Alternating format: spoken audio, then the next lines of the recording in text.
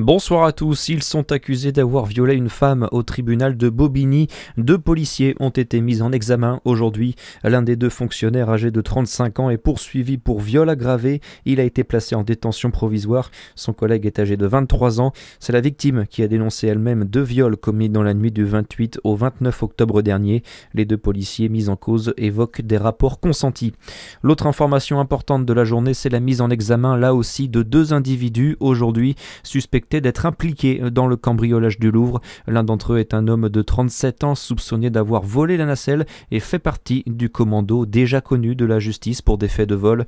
La deuxième est une femme de 38 ans mise en examen pour complicité de vol en bande organisée et pour association de malfaiteurs. 3 autres personnes ont été relâchées. Les bijoux, eux, sont toujours introuvables.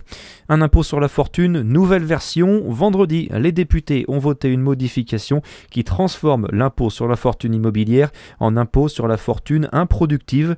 Proposé par des députés MoDem, le texte a été voté par le RN, le PS, le MoDem et le groupe Liot. Certains actifs matériels et placements financiers seront maintenant inclus dans le calcul. Donald Trump n'ira pas en Amazonie pour la COP30.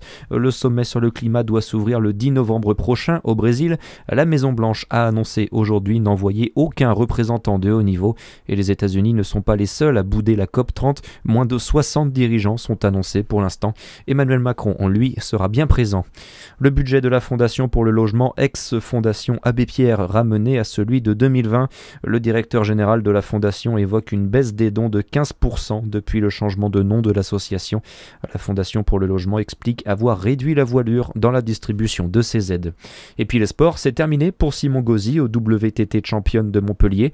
Le pongiste français a été éliminé en quart de finale cet après-midi en 5-7 par le japonais Sora Matsushima. Très bonne soirée à tous.